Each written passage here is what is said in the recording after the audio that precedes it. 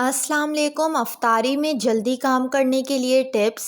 خواتین کو چاہیے کہ ہمیشہ ظہر کی نماز کے بعد وہ اپنے زیادہ تر کام نپٹا لیں، جیسے کہ رات کا کھانا تیار کر لیں، فروٹ چاٹ یا چنا چاٹ بنا لیں، اور صرف تلنے والے کام جیسے کہ پکوڑے، رول وغیرہ کے کاموں کو عصر کی نماز کے بعد شروع کریں تاکہ مغرب سے پہلے ان تمام کاموں سے وہ فارغ ہو جائیں اور اس قیمتی وقت میں زیادہ سے زیادہ دعائیں مانگ سکیں۔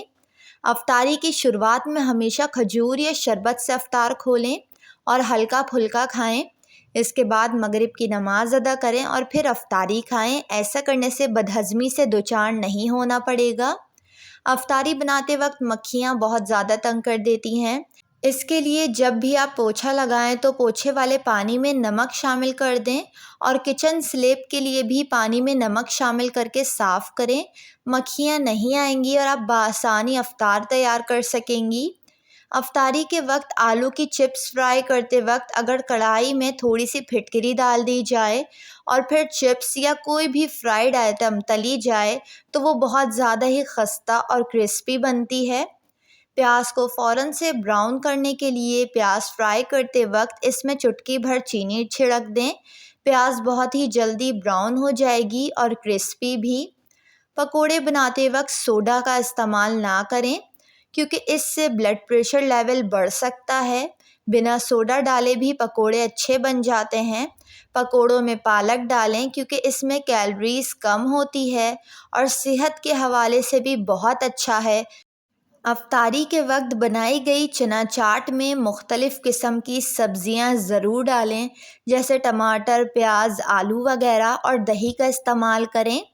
دہی پھلکیاں پکوڑوں سے زیادہ بہتر ہوتی ہے کیونکہ پھلکیوں کو پانی میں بھگونے کی وجہ سے اس کا تیل نکل جاتا ہے، جس کے باعث کولیسٹرول کے مریض بھی اسے بآسانی کھا سکتے ہیں، اور دہی پھلکیوں میں دہی کے استعمال ہونے کی وجہ سے بدہضمی بھی نہیں ہوتی۔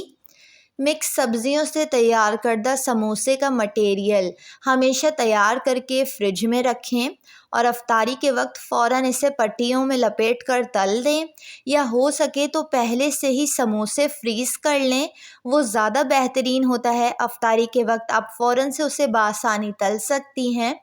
افطاری کے بعد بہت سے لوگوں کو تیزابیت، معدے میں گیس اور قبض کی شکایت ہو جاتی ہے۔ اس کے لیے ایک ڈبے میں اجوائن اور کالا نمک ملا کر رکھ لیں۔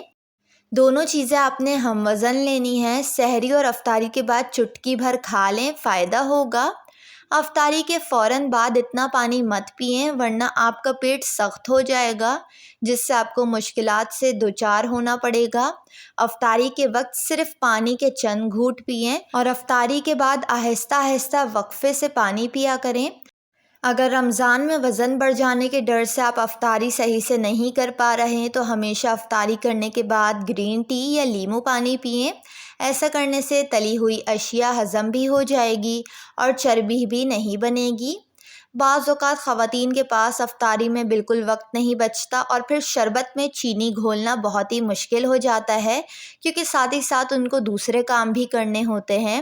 اس لیے چینی کو ہمیشہ پیس کر رکھیں اور شربت بناتے ہوئے پسی ہوئی چینی کا استعمال کریں۔ ویڈیو کو لائک اور چینل کو ضرور سبسکرائب کر لیں۔